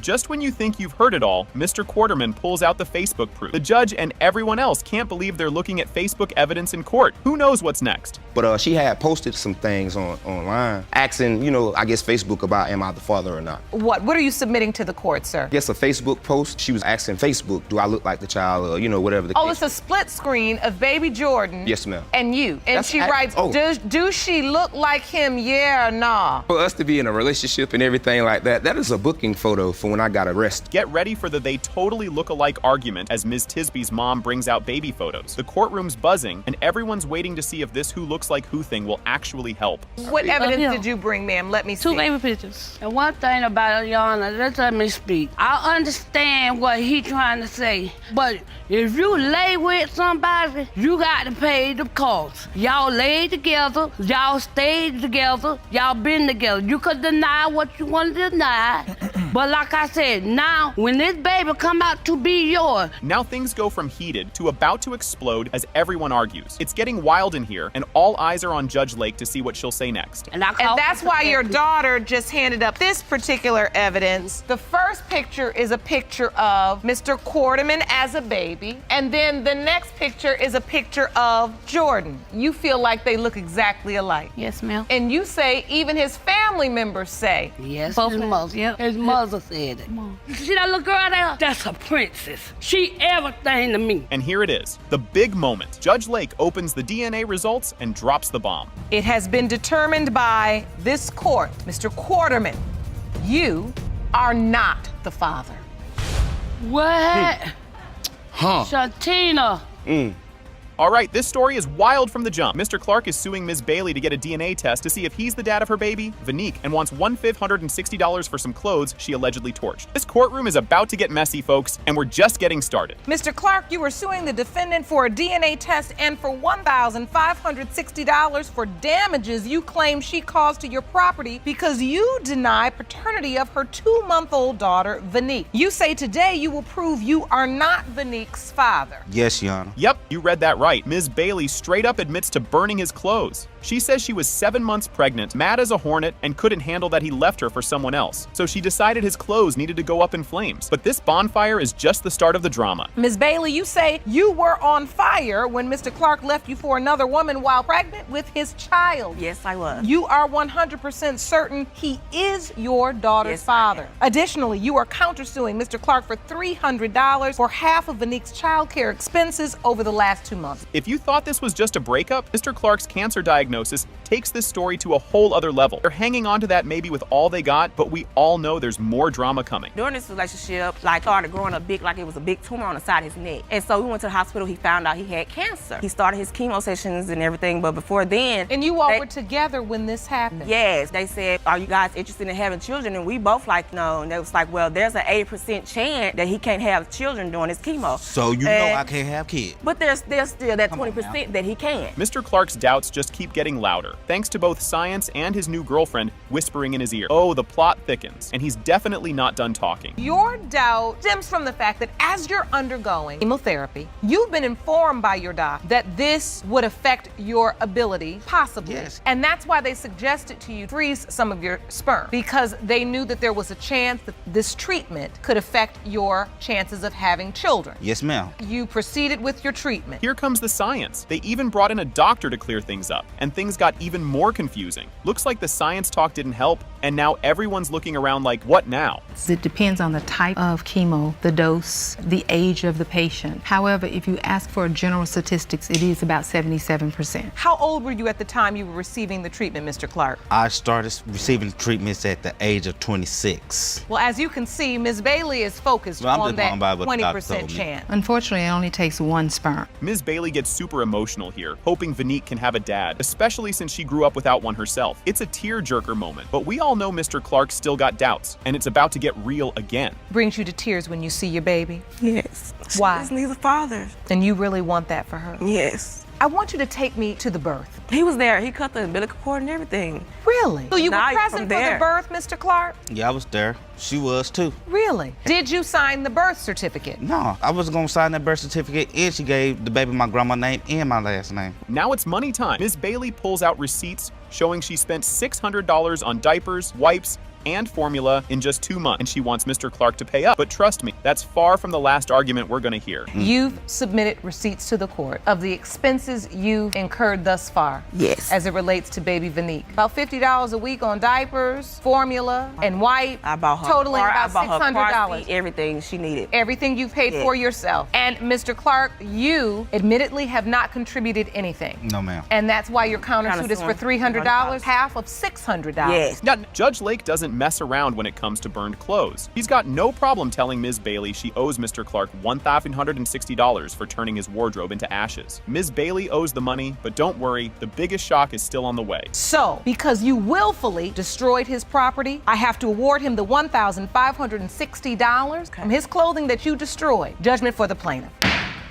Moving forward, I think we're ready for the results. Burn no clothes no more. You all done? Yes. A lot of unfinished business here. I hope you're taking note, Miss Hudson. You quiet over there. Just poke, both of you, back and forth. You can't even get the result. Here comes the moment we've all been waiting for. DNA results are in, and it's a jaw dropper. It has been determined by this court. Mr. Clark, you are not the father. I wanted him to be the father. I wanted him to be there.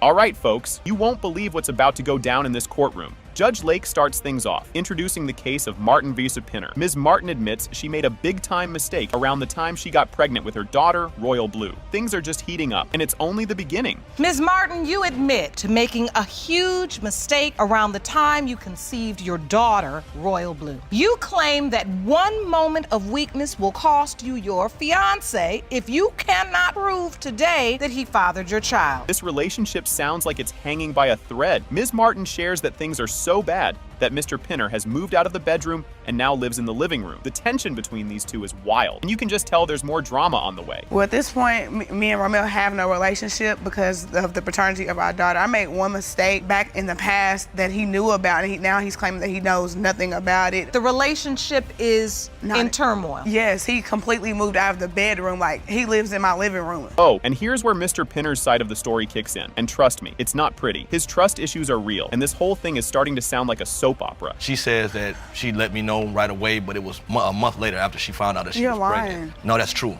You know, when you feel like that, why would I fake it and just, be laying in the bed with somebody that's already lied to me, then I'd be dishonest to the relationship. But you were laying there before. You were dishonest with me in the beginning, and you're dishonest with me now. The reason why I'm not sleeping in the bedroom is because I'm not sure if Royal is mine or not. Now, Ms. Martin tries to explain her side, and it's, well, messy. Their stories do not match up, and the arguments are getting louder. I'm going to tell her about the mistake. At the point in time, Romeo was doing him, as we say, partying, not coming home. I completely moved to Wisconsin with him. I even said, if I come up here for you, I'm about you, we're gonna do our family thing. And when I got up there, it went totally left. He left me in the home by myself. It'd be days at a time before I saw Romeo. Just when you think you've got the story straight, Mr. Pinner drops his version of the truth, and it's totally different. These two can't agree on anything, and it's all going off the rails. So it's your testimony, Mr. Pinner, that she didn't tell you the day after the party. She told you 1 month after she was already pregnant. Exactly, Your Honor. She said, well, I have something to tell you. When I had that party, I woke up the next morning. I'm pretty sure I had sex, but I don't know who it is. Like I said, that's very irresponsible. To this day, I don't even know the person's name. I didn't wait a month. I told you the next day. I was honest from the jump. So, Ms. Martin? Hold on, because now they're bringing up all their issues from way back. Mr. Pinner claims Ms. Martin changed after having their first child, started partying more. Judge Lake points out they've both been playing the blame game, and it's seriously messy. Like, how do these two even live together? After she had our oldest daughter, she changed completely. I guess she felt like she missed something. She started to go out partying, kicking it. What? In clubs. We got a child. You leaving me here with the child. I work and go to work and try to take care of my family and provide. You are turning this whole around. I have made my This mistakes. is your... Excuse me. You're not. I have made my mistake. But at the same point in time, we were supposed to work with it. Judge Lake isn't holding back here, giving some advice on why tit for tat never works out. The judge isn't sugarcoating anything, and you can feel the tension rising. She moves to a different state, following behind you. When she gets there, you still out and about doing things. He out hanging out, he don't want to come home, I'll start partying. We hear this too much. Now, thing I tell women all the time, we lose the tit for tat every time because you lose your senses and you do something stupid and you get pregnant.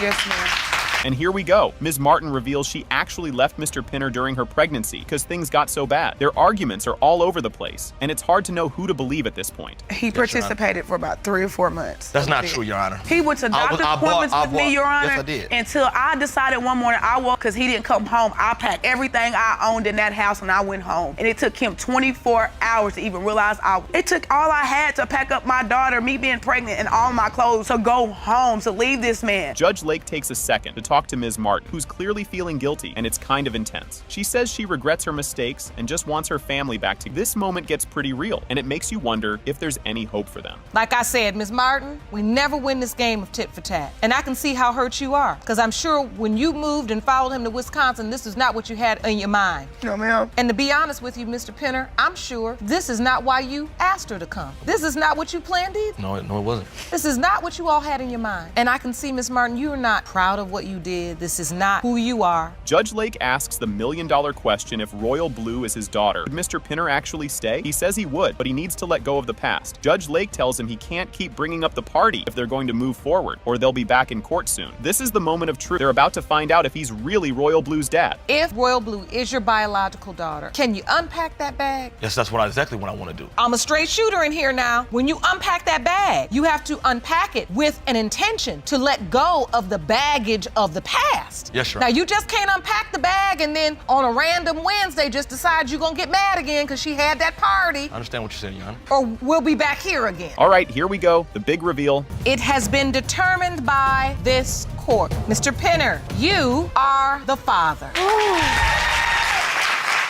Thank God. I was never able to buy 2 pair of Nikes, 2 cell phones, 2 this, 2 this, you know. You didn't buy anything. Okay.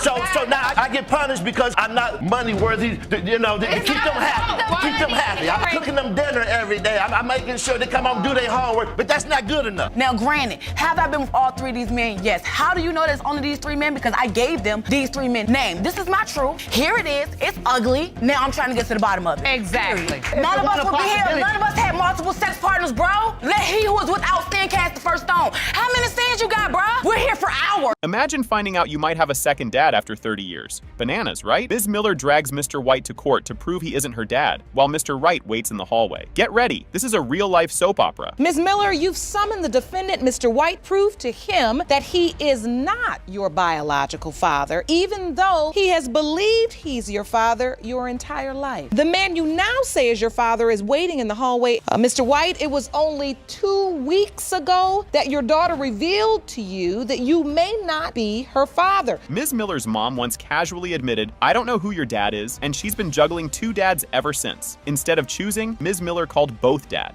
Spoiler, this wasn't gonna stay secret forever. I was raised around both men, but mainly around Mr. Wright. I spent most time with Mr. Wright. I used to go over to his house twice out the month, and I hardly spent any time with Mr. White. Up until the age of me being a teenager, I called both of them dad. My mom, her back was turned to me, and she said, "I don't know who your dad is." 2 weeks ago, Ms. Miller dropped the truth bomb on both dads. It took guts, considering neither had a clue about the other. Their reaction? Let's just say, it gets real awkward from here. What happened 2 weeks ago? Like I said before, I felt selfish because I didn't tell. I had to build up the nerve to actually call them. I addressed both of them. "Hey, Dad." Took a deep breath and I was like, "I want you to prove that you're my dad." And I asked him again, I was like, I really want to know because I don't know. And then I said, my mom told me that she doesn't really know who my father is. Mr. White isn't thrilled to find out there's another dad in the mix. He's like, "Excuse me, 30 years and now this?" He's mad, sad, and totally thrown off. But he's about to meet his competition. Mr. White, Ms. Miller's 30 years old. You weren't aware all of these years that she was calling another man dad as well? Nope, I don't even know who he is. When I got that phone call, I was wondering, where would you get this from out of 30 years? If she can find out that I'm not her father out of 30 years, somebody could have told me. Growing up, Ms. Miller's mom made sure the dads never met. It was exhausting. One visit here, one there, and no mentioning either. As a kid, Ms. Miller just rolled with it, but secrets like this take their toll. I go over here, I don't mention this dad. I go over there, I don't mention And this you knew dad. that as a child? Yes, it was unwritten. It's like a habit you pick up. Like once you see, I saw my mom talking to one, you were forbidden to say the other's name. So what I did as a child was just picked up on what I saw. Father's Day must have been awkward with 2 dads. Ms. Miller spent more time with Mr. Wright and didn't even have Mr. White's number. Now she feels bad, but back then, she couldn't handle the drama. Well, on Father's Day, I never really had Mr. White's number like that. I didn't call him all the time, and he never had my number. I do want to apologize to Mr. White because I knew exactly where he was for so long. I just kept telling myself, Mr. Wright is my father. I hid from it. Yeah, Mr. Wright walks in looking like he's about to hear the plot twist of his life. He learns there's another dad, keeps his cool, for now. He's called Ms. Miller his girl since she was a baby. You do realize at this point, Mr. Wright, that Mr. White, he is Ms. Miller's biological father. I'm her father. I've been in her life for 30 years. See, that's the thing. I feel like I've been living a double life because I don't even have social sites now. Because if I do family barbecues, which I spend a lot of time with Mr. Wright's side of the family. This part is like that Spider-Man meme. Everyone's pointing and saying, "Wait, she looks like you." Photos come out, but Judge Lake says science will decide as we all wait for the DNA reveal. This is a photo of Ms. Miller Yes, ma'am. and your mother. You see the resemblance too, Ms. Yes, Miller. Your Honor, do. everything. I see it all. When you look at that, Mr. White, do you see a resemblance? Yeah, I do. Because you said you also feel like you look like Mr. White. Oh, wow, I never seen it side by side like that. Both dads brace for the DNA results. It has been determined by this court. Ms. Miller's biological father is Mr. White.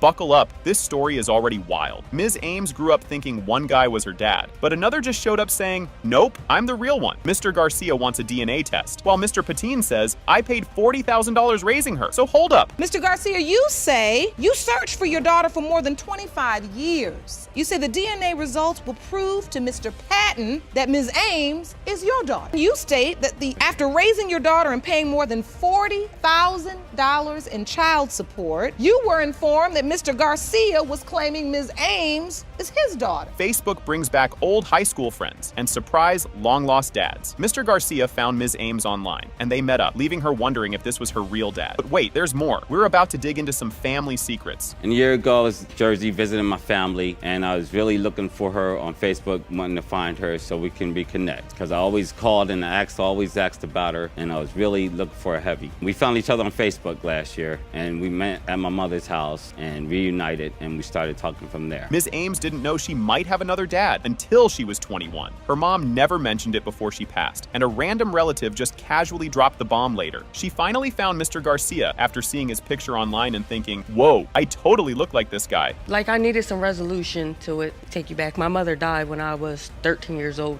When I was 21 years old, another relative of mine decided to tell me, well, there's a possibility that your dad isn't your dad, that another man is your father. The name that they gave me, I searched for years. I couldn't find him. When they met, it was emotional but awkward, kind of like a viral reunion video. They even visited her mom's grave together, which was both sweet and sad. Mr. Garcia stayed longer just to meet her daughter, and then things got even more intense. There was an instant connection between the two of us. Instantly. We went out to my mother's graveyard because he didn't know anything of my mother passing because he was so far away. He was supposed to go back to Florida. He stayed an extra 2 weeks because he wanted to meet my daughter. I'm torn. I have 2 kids, and I want my kids to know who their grandparents are. Plot twist. Mr. Patton isn't stepping aside easily. He's like, I was there since day one, rocked this kid to sleep, and paid $40,000 in child support. Even the judge was impressed, but Mr. Garcia is just getting started. You feel like you're 100% certain you're her father. Yes, I was there for her at birth. When she was born, I used to rock her to sleep in my knees. I stayed with her family, or I stayed with them for like 10 years, working and taking care of my responsibility, which was her. You were responsible for child support for how many years? 18. 18 years you paid it? Yes. Mr. Garcia's determination is honestly impressive. He spent years searching for Ms. Ames, even before Facebook made it easy. His sister helped him track her down, and now Ms. Ames is opening up about how she feels about both dads. Your Honor, before social media, when I would call New Jersey and talk to my family, I always trying to find her. So it's not just started. I always had that passion that she was my daughter, to know that for sure myself. Because I was in New Jersey and I went find her while I was there before I went back to Florida. So I wanted to make sure we made a connection. And I was on Facebook heavy, trying to make connection with her. Things are getting complicated. Ms. Ames feels like both men are her dad. She's building a bond with Mr. Garcia, but also appreciates everything Mr. Patine did for her. Plus, she's like, I need answers. I don't want my kids accidentally dating their cousins. They're both my dad, but I'll work on building a relationship with Mr. Garcia because if he is my dad, we need that relationship. My kids need that relationship, but my kids will always know Mr. Patton as their grandpa as well. It's the way it'll be, period. Ms. Ames isn't holding back. My parents should have sorted this 30 years ago. She wants answers for her kid's sake, and the judge totally agrees. But now, it's the big moment. The DNA results are in. I feel like I'm torn in between because deep down inside, I need to know. I need the answers, and I can't speculate on what my parents did. This is something they should have figured out 30 years ago. You are most certainly correct. I can't say what they did and what they didn't do because I was a child. The courtroom goes dead quiet as the results come in. It has been determined by this court. Her biological father is Mr. Garcia. Miss Curtis drags her mom, Miss Hall, to court because she's been lied to for 14 years about her dad. Turns out her mom let her believe some other guy was her dad, even though he wasn't. Oh, and there's a mystery dude outside who might be her real dad. This is already a mess. Miss Curtis, you have brought your mother, Miss Hall, to court today because you say she hid the identity of your father from you for 14 years. There's a man waiting outside of the courtroom that your mother believes could be your biological father, yet you still have no idea that's the truth. Yes, Your Honor. Grandma spills the family secret when Miss Curtis was 14, revealing the guy she thought was her dad wasn't. Miss Curtis had to keep it quiet until her mom confessed. She always felt out of place, like she was adopted or something. My grandmother, she sat me down and she said that she wanted to tell me the truth about who my father really is to be, and that my mother has been lying to me for the past years of my life, which was time was 14 years old. And I said, okay. I felt that it was the truth because I always felt like I was adopted. My father, he really never really showed me the affection, the love at all. Mom's story is like a teenage soap opera. She got pregnant at 15, thought the dad was some guy named Kirk, but then started seeing someone else. She admits she didn't know what was happening with her body. Like, she thought she wasn't pregnant because she got her period once. Total chaos. I did not tell my daughter a young age about who her father was. Simply one, because I was a young girl. I was pregnant at the age of 15. I gave birth to her when I was 16 years old. Kurt lived pretty much like a fast lifestyle, you know, which attracted to him. And being young, I didn't even know that I was pregnant because I didn't know anything about the body. You didn't know what it meant? You were just so young? Yes. Miss Curtis confronts her mom, asking why she waited until she was 16 to come clean. Miss Hall says she was focused on being a good mom, but Miss Curtis isn't buying it. She talks about missing moments like father-daughter dances, and she's clearly hurt. I knew one day that I would have to sit up real down and talk to her and let her know who her father is. The time that I set forth for her was at the age of 16. But what if something was supposed to happen to me in between the time? I was the mother. I was the one who took care of you. To me, because I was the mother, I was the one that was supporting you, keeping a roof over your head, and making sure that you went to school and you got the education that you needed. Miss Curtis hears about Mr. Whitaker from family gossip and writes to him in prison. Her mom didn't want to send the letter, but someone else did. Mr. Whitaker writes back, and his letter changes everything. The judge reads it, and it's a big deal. The same night that me and my nana, we had the discussion and we found out where he was, then I started to write him letters and everything. Where he was in prison. I wrote a letter to Kurt in the prison, telling him the things that was going on. I was kind of nervous after I got to writing the letter, so I took the letter and I hid it at my mother's house. Mr. Whitaker says he's ready to be the dad Miss Curtis deserves. Miss Hall looks awkward because this blows her plan. She's mad that things aren't on her terms. Come on, it's never perfect timing. This is the first time she'll ever see the letter. He does state he's willing to be the father she needs and deserves, and it's signed Kurt. I know you may not understand how I feel about this right here. That's where I feel like I was deceived and crossed. I had my time that I had set aside to do the right thing. She wants me to be like, I'm the bad person regardless. Mr. Whitaker isn't sure he's the dad because Miss Hall was seeing someone else back then. Plus, he says he was living a fast lifestyle. Lots of money, lots of women, no clue what was happening. His doubts are understandable, but Miss Curtis is frustrated. I'm actually somewhat doubtful, and having said that is because the way the situation went down. When Tamika initially told me, hey, I'm pregnant, you're the father. But as I remember, she was also in a relationship with someone else. That was actually convenient for me, being that I was with somebody. I'll take my part, hey. Miss Curtis says Mr. Whitaker let her down after all his promises while he was in prison. When he got out, he spent time with her mom instead of her. She feels abandoned, and now it's all leading up to the DNA results. He wanted to know little things about me so he can get to know me through the letters. He promised me when he come home, he'll do things with me that he's never done. When he got home, he didn't do none of that, and he still haven't done none of that. I was trying to help him get out of the halfway house so he can come home and spend time with me. He want to break everything that he said, spend less time with me so he can be with her. Mr. Whitaker points out Miss Curtis was given another guy's last name, which confuses him. Why not my name if I'm the dad? Fair point, but the DNA test is about to end this mystery. Do you believe this is your daughter? I believe it could be my daughter. How can I say when she was messing with other men and you give someone else another man's name? I think it's time we have the results. The judge reads the DNA results. When it comes to 22-year-old Abrel Curtis, Mr. Whitaker, you are her father.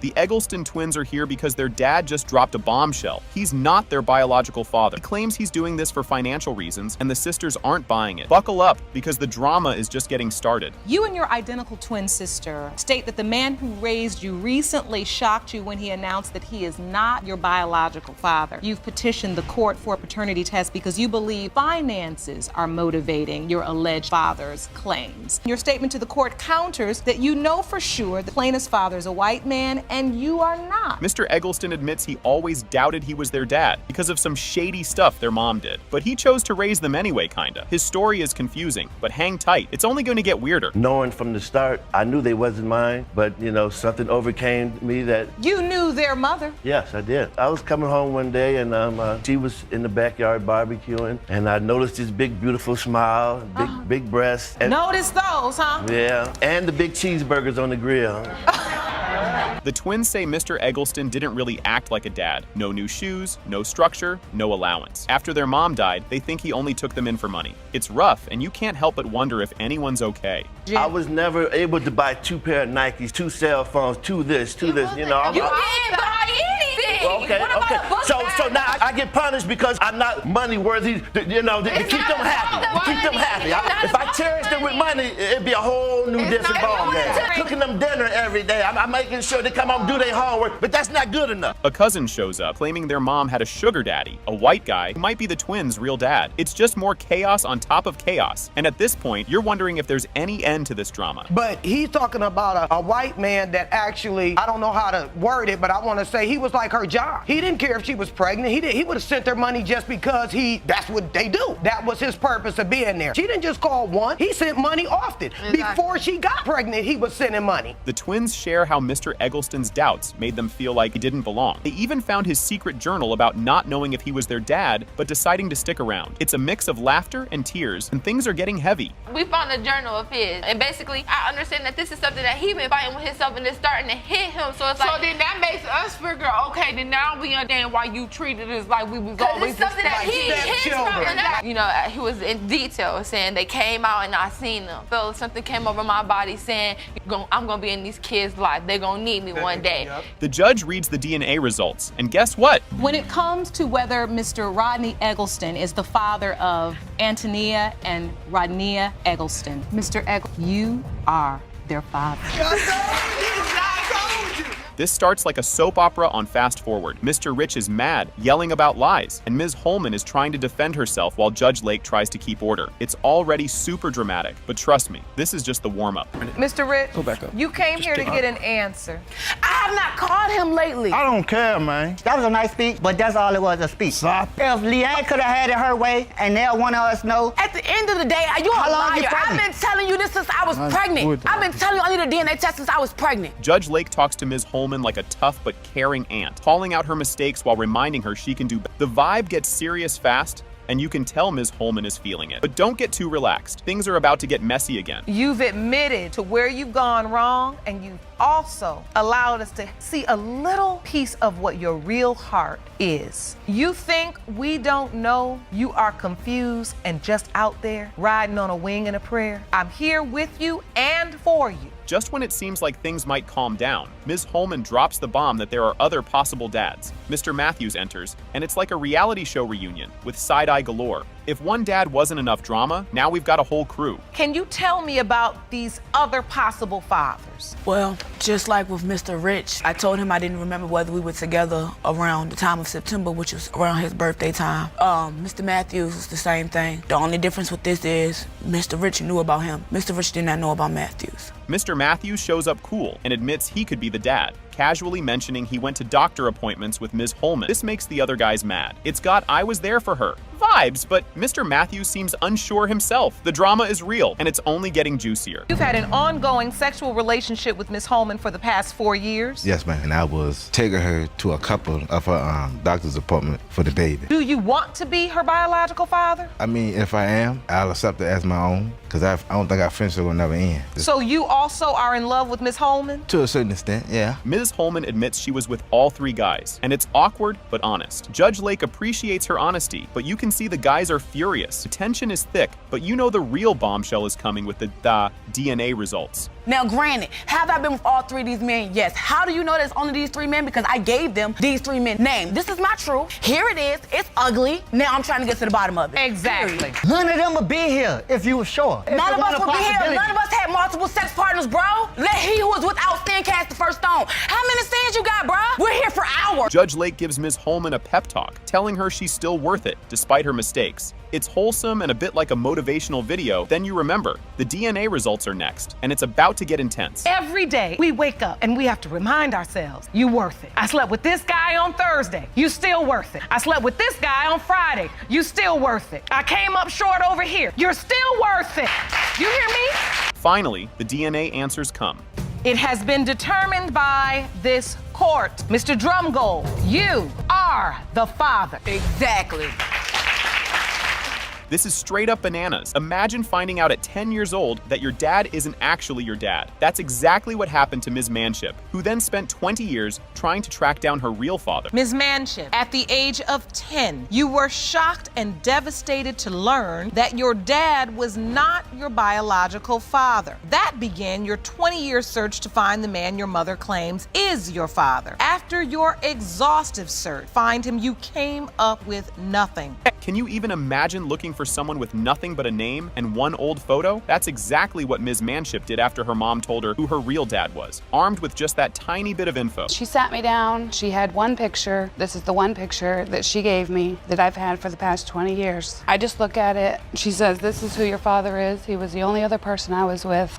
He's the only one that it could be. We had a place where we hung out when we were younger, and I would stop a police officer and I'd say, how do you go about searching for somebody? She hit up old school Yahoo chat rooms. Yep, back in the day, people searches, and even asked random people in Arkansas if they knew her dad. She was basically a one-woman detective agency, but with zero luck, making you wonder if this mystery would ever get solved. I would go do people searches online. Back whenever they had like the Yahoo chat rooms, the state that she told me he was from, which was Little Rock, Arkansas, I would go in there and I'd mention his name, say, does anybody know this man? I believe he is my father, and nobody ever had any information they could give me. We even went back and to where all you had to go on was this photo you the one picture and the one name. Imagine sitting down one day and boom, someone tells you might have a kid you didn't even know about. Mind-blowing, right? That's what happened to Mr. Lau, who admitted he'd never heard of Ms. Manship until the court contacted him. The dude was totally blindsided and emotions were flying all over the place. When is the first time you heard about her? When the court contacted me just recently. You never knew she existed? No, Your Honor. But you did have a relationship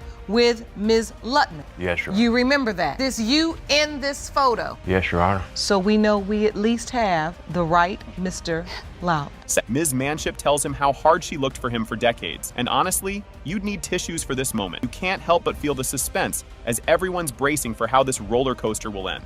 Since my early teens, I've searched everywhere. I've searched online, I've asked people, and I've never had a response from anybody in the past 20 years. Nobody has ever given me even a single detail of where he's from or where he lives, if he has any family. I don't know anything. And you've never gotten one lead? Not one. Talk about drama. Turns out there was a wild love triangle back in the day, with jealous exes and even some property damage. Mr. Laup shares how he dated. Ms. Lutman moved in with her and had to deal with her angry ex-boyfriend burning his clothes in a fireplace. Shortly after that, maybe after a couple of months, we had rented an apartment. Were you boyfriend and girlfriend? Yes, Your Honor. And I believe she had she had told me she had 3 kids and that she was about 12 years older than I was, about her ex-boyfriend not being happy about it. We kept it amicable, and then at one point in time, I'm not sure how it happened, but he had burned all my clothes up in the fireplace. Really? Ms. Lutman then explains how she got back together with her ex, thought he was the baby's father, and basically just went along with it for years. It's messy, it's dramatic, and you can't look away as you wait to see if this chaos leads to the truth. Me and my ex got back together. About a month later, I started getting symptoms of getting pregnant. And I was with my ex, so I figured it was my ex's baby. So we just handled it all the way up until I had her. When you found out you were pregnant, you thought it was your ex's child? I just figured it was my ex's because I'd be in a month later, and be with him. Okay, this guy thought he couldn't even have kids. He literally said he was shooting blanks. Mr. Laup explains how he's been married multiple times, never had kids, and didn't think he could possibly be anyone's dad. Did you initially believe this could be your daughter? I didn't believe it. I figured it probably was a mistake, mainly because the fact that she knew quite a few people. She had a lot of male friends and been married 4 times. First marriage was 12 years and I didn't have any children. Second marriage was 2 years, still no children. Meanwhile, Ms. Manship gets emotional, sharing how she believed so strongly that he was her dad that she even named her son after him. At this point, the suspense is through the roof, and you can practically hear everyone holding their breath for what's next. I'm just hoping that everything I've been told is true, because if it is, I mean, I'm the only one out there he has. So I've believed that he's been my father so long that I actually named my youngest son after him. You did? I did. This is the moment everyone's been waiting for. Drum roll, please. It has been determined by this court. Mr. Lau, you are the father.